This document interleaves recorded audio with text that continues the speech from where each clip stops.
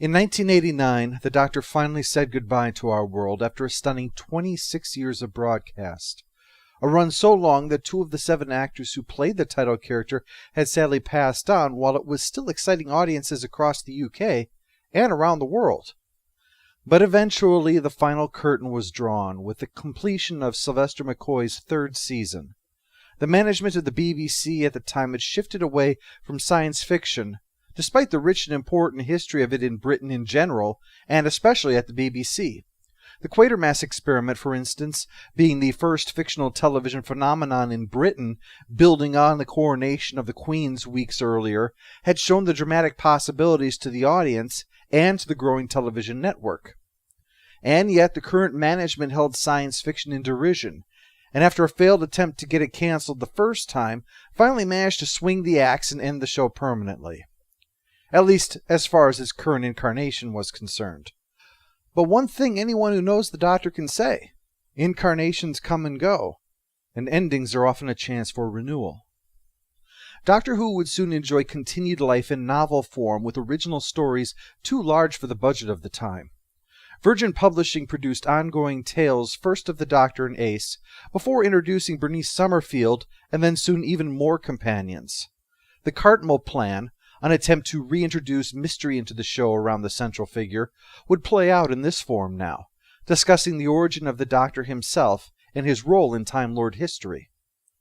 But while they were largely enjoyed by fans, everyone waited anxiously for the hope that the character would one day return in live action. Film suggestions were made by a few interested parties, but Philip Siegel, an American, was interested in more than that, but to return the show to television. This was an attractive thought to the BBC, as not only did this mean access to the large and lucrative American market baked right in, but also because the success of late 80s American science fiction television had been the reason BBC execs had been cold on the series, that Doctor Who couldn't stand up against the likes of Star Trek: The Next Generation. With an American studio, that concern would likely be addressed. Siegel's letter suggested a budget of close to $1 million for each hour-long episode, and a partnership with Columbia. Keep in mind that while the TV movie we're discussing might be years off, this initial conversation was taking place in July 1989. Not only was the show not finished, it hadn't even begun its final season yet. In fact, this had led some to suggest that this contributed to the demise of the show, but that's highly unlikely. Michael Grade at the BBC was an almost cartoonish villain when it came to despising Doctor Who, scheduling against the popular Coronation Street, showing that he was committed to destroying this program. In fact, discussions with Siegel quickly fell through when it was decided to allow Doctor Who to go forward in film format with another studio. The BBC was more interested in farming it out to someone else rather than co-producing it, even with the Americans, which was a move that those who handled the accounting could clearly see was a foolish thing for them to simply ignore. Even when Siegel left Columbia and found himself working at Amblin, the BBC just weren't interested, despite the blessing of Steven Spielberg himself for such a project. Doctor Who films were frequently discussed throughout its run. There was the pair of Peter Cushing films featuring the Daleks, but also discussion during the time when Tom Baker's run had brought such enthusiasm that a movie featuring the actual creative forces that included Baker himself was considered. One was by Douglas Adams, in fact, Doctor Who and the Cricket Men, which would eventually become the Hitchhiker's novel, Life, the Universe, and Everything. But the Doctor Who film being planned at the time of the series' demise was, like Cushing's, going to be separate from the series. The investors who got the BBC on board formed a company called Coast to Coast to handle the production, and created a bizarre mashup as far as the main creative forces went. The director was to be Richard Lestard of Superman 2, the Doctor was to be played by comedy actor Dudley Moore, and the script written by Mark Ezra, whose scripts tended towards horror schlock like Slaughter High. In fact, they were so displeased with The Return of Varnax, the script that he turned in, that they brought in Johnny Byrne, author of episodes such as The Keeper of Traken, in order to overhaul the script, resulting in Doctor Who: Last of the Time Lords. By the time everything was worked out, Coast to Coast had become a new company now, Greenlight, and was now trying to find a new lead and director. But even more importantly, a studio to help actually make the movie. Finally, Lumiere Pictures signed a 3-movie deal with Greenlight, and after a shortlist consideration that included Rutger Hauer and Donald Sutherland in the title role, serious negotiations were entered into with Alan Rickman. By now, a 3rd script had been written, this time by Denny Martin Flynn, who co-wrote Star Trek VI: The Undiscovered Country. With him and the recent success of this swan song for the original Star Trek crew, Greenlight attracted Leonard Nimoy to the project to serve as director, and they wanted him to do some quick second unit work, even though his leading man was still in negotiations. Nimoy found out what was going on, though, from Philip Segal. Now, the reason that Segal was so committed to his project was that he had, in fact, been a fan of Doctor Who from the very beginning. He had grown up in the UK, actually, and he saw An Unearthly Child when it first was broadcast. Even though he eventually emigrated to America with his parents, he loved the program. So he had a personal interest in the success of this endeavor, and he was not only disappointed by what was happening, but he was mortified at what Greenlight was up to. The contract was set to expire, and Greenlight knew that while the BBC itself was uninterested in Doctor Who, BBC Worldwide would never give them an extension if they might get Steven Spielberg involved.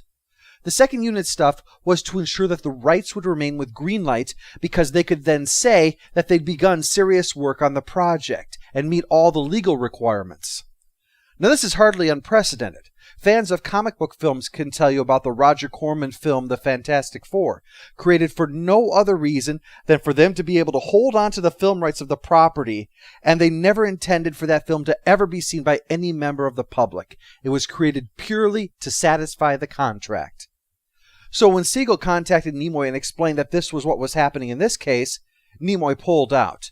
The contract expired, and BBC Worldwide could now turn its attention to Amblin. During all of this, a rapidly rising star at the BBC was Alan Yentob, who was made controller of BBC Two in 1987. Over the next 5 years, he revitalized the channel and brought in the aforementioned Star Trek The Next Generation, and also broadcast on the channel old episodes of Doctor Who. So successful was his stewardship that he was then brought over to be controller of BBC One itself. While he told fans not to get their hopes up too high, he wasn't going to close the door on the possibility of Doctor Who returning either. Things had to be right, he said. And what made it seem right was during a time in America of their new science fiction series, Sequest DSV. Yentob was among a group being shown the lavish American television production, and all the while was getting pulled aside by the tour guide who wanted to discuss Doctor Who. It turns out that Philip Segal was instrumental in the creation of Sequest DSV, and so when he heard that Yentob was here, elected to run the tour himself, simply so he could have the opportunity to have this conversation. At the end of the tour, meeting with the legendary Spielberg himself and discussing Doctor Who, well, Yentob was not only strongly considering it, he also was ready to have the BBC provide serious resources to back a Doctor Who 30th anniversary project, which was to be primarily a Tom Baker vehicle, but would feature the other surviving Doctors. But Amblin was so aghast at what they felt was an awful script that the BBC pulled the plug, resulting in the characters instead doing Dimensions in Time, a Children in Need special performed gratis, on the condition that it not be rebroadcast or sold for profit. Universal Television would ultimately foot the American side of the bill, who wanted to hand the project over to John Leakey, who a decade earlier had broken onto the scene with his epic miniseries The Blue and the Gray, and was involved in a number of speculative fiction-related television projects before and after, such as the animated Spawn series or the anthology Nightmare Cafe. He was intrigued, but wanted it to be more of a reboot, to take the mythology of Doctor Who and condense and rebuild it, with heavy emphasis on the Time Lords, including revelations that the Doctor and Master are half-brothers, Barusa is their grandfather, and featuring a Dalek attack upon Gallifrey. The Doctor is searching to try to find his father Ulysses, and this would be explored in a 2-hour pilot film and a 13-episode season. The BBC naturally had concerns about what an American production would want to do, and so there was a great deal of effort expended to ensure that things didn't go too far in Americanizing things. Things like the TARDIS had to remain, the Doctor being played by someone who was, or at least convincingly sounded, British. not whipping out his trusty ray gun to blast away the bad guys or anything like that. Joe Wright, who was representing their interests, was instrumental in pushing the title character's new actor, Paul McGann. But what would ultimately hurt the project was Leakley's script. He was extremely interested in the Jon Pertwee adventures, an era of the show notable for the Doctor's cooperation with the military organization UNIT. Now, Pertwee's Doctor was arguably the most James Bond-like. Not famous for seduction, certainly, but he was physical, he used gadgetry, and he had fantastic vehicles. Leakley started to envision a Doctor who teams up with the British during World War II against the Nazis, essentially taking the UNIT stuff and making it the British military. The result of this was essentially the Doctor starring in an Indiana Jones movie. Not only did this not work for everybody else involved, but the suggestion of it was the final straw as far as Steven Spielberg was concerned. He'd been frustrated during the process by the BBC, who on the one hand were refusing to commit to the project, but on the other was willing to throw his name around in order to garner publicity for themselves. This Indiana Jones-like thing, that was just retreading old ground for him. He didn't want to move backwards in his career. So with this script, he put his attention on other films and television projects. Very soon, he'd pull his name from the project completely. Trevor Walton from the Fox network was also from Britain, and when he learned about a Doctor Who revival on American television, he was quick to offer his support for the project. Everyone was excited that this hurdle had been cleared, only for it to sink in that Fox and the BBC were operating on two different wavelengths. Walton headed the TV movie division at Fox. The BBC was looking for an ongoing series. So an arrangement had to be made with Fox's head of series to consider this TV movie as a possible pilot for a new series, meaning it on the one hand had to be an effective film, while also being open to the possibility of launching a new television series. It was at this point that Spielberg felt it was so far removed from what Amblin had set out to do that he removed his name and company from the Doctor Who project.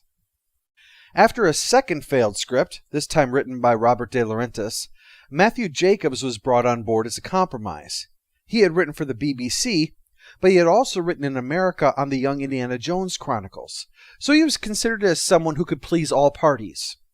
What's more, he and Siegel both tossed aside the series Bible and the idea of a reboot.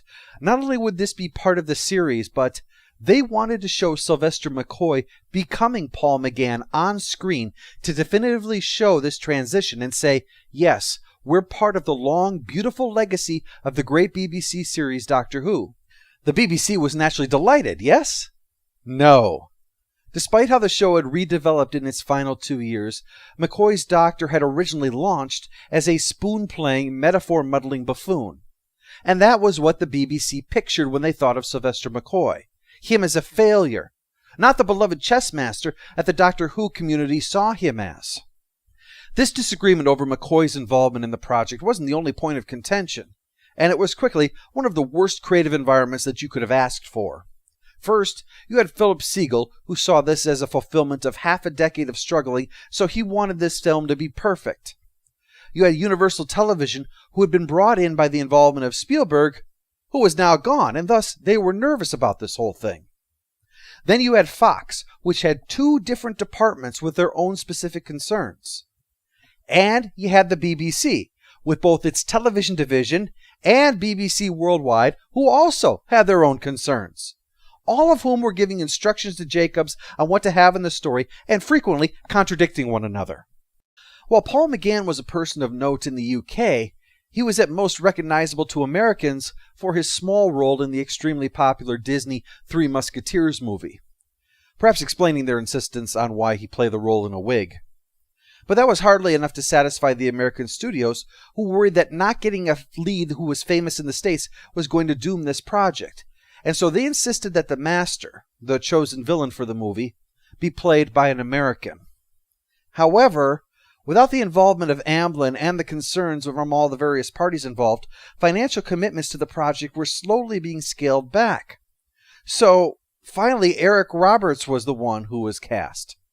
Now, true, he was once nominated for an Academy Award for his role in Runaway Train a decade earlier, but he wasn't exactly a famous name to American audiences in 1996.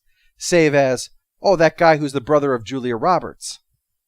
Roberts compared playing the role to being an 8-year-old who was pretending they're the bad guy, indicating that there wasn't going to be a whole lot of nuance to the new master. Jeffrey Sachs, the director, was also seeing the consequences of the budget tightening. He'd been hesitant to do a TV movie with its limited production schedule, but was assured that it was going to be 30 days, 50% more than what was typical. But then, days started to be shaved off as the budget was trimmed down, and suddenly Sachs found himself having to rush things through production in an effort to try to hit the new deadlines, forcing compromises. Though admittedly the largest complaints were likely unaffected by this, controversial decisions like the Doctor kissing one of his companions for the first time, the Master's look being less of the villain that he was and more an appearance like the Terminator, and the 12-car pile-up ideas that led to the ending. Still, the movie was actually well received in the UK. Much like the Children in Need special, it was a rare appearance of this significant British export. The story in America was different. It was crushed. It's been frequently suggested that this is because it was broadcast opposite Roseanne, and while this is true, this was always a given, as that was the time when Fox's prime time was 2 hours long, and so on Tuesdays, both of those hours were dedicated to their Tuesday night movie. So the competition was known the moment that Walton had gotten on board. And while this was an extremely strong night for Roseanne, resolving the cliffhanger after Dan had a heart attack the previous week, this is highly unlikely to have changed anything at all. On May 14th, 1996, Doctor Who was the lowest rated show by any of the 4 major networks. It was the second worst ratings for Fox's prime time for the entire week, in fact. It barely managed to outperform a rerun of Cops. I'm not joking. Sure, the presence of Roseanne's ratings bonanza didn't help, but the fact is, if Doctor Who couldn't beat this... What's your favorite animal? It's totally wild. It's totally wonderful, and it's totally amazing. I told you I wanted to do theater. John Ritter hosts It's Totally Animals, CBS Tuesday. Then it wasn't the competition that did the show in. Nor was this Fox offering up Doctor Who as a sacrifice in an impossible time slot. This was a slot that didn't necessarily excel, but usually it did better than this. For instance, the made-for-TV movie Terror in the Family, starring Hilary Swank, had better ratings and was released in April. Not true, as you can see from these figures, it was up against several reruns. But the reason why there were reruns was because everyone was saving their heavy hitters for May, which was when the network brought out the stuff that they were banking on to win. The week before, Fox aired a TV movie made to cash in on the hype surrounding the Storm Chaser film Twister that was coming out soon. Their version was called Tornado, with an exclamation point, and it starred Bruce Campbell, Ernie Hudson, and Shannon Sturgis. Tornado was the second highest rated program of the night, and this was despite the fact that it was going up against Roseanne when the sitcom had even better ratings than it would have against Doctor Who. That scheduling was not a sign the network didn't believe in the show. That scheduling was a sign that they did. And it let everyone down. And there were no executives undermining it this time. No one deliberately putting it in a slot where it would fail, no one forcing burned-out staff to keep going, no one making clear their loathing for the program as unsophisticated dreck. Doctor Who was given its shot, and for some reason, America wasn't convinced to try it out. As a result, the planned series that the BBC was hoping for never started, and Doctor Who, which had been cancelled 7 years before, would languish another 9 before the BBC would finally bring it back to life. In the UK. The consequence is that the American rights to the program and some aspects of the characters are trapped in a complex licensing web, and indeed, it was long debated on whether Paul McGann even stood alongside those like Hartnell and Troughton as true doctors, or was he just another Peter Cushing to be disregarded by the show. Eventually it was confirmed, though, that he indeed was the official 8th Doctor. So, was the film just poorly advertised? Or was it just poor? Let's take a look at Doctor Who, the television movie.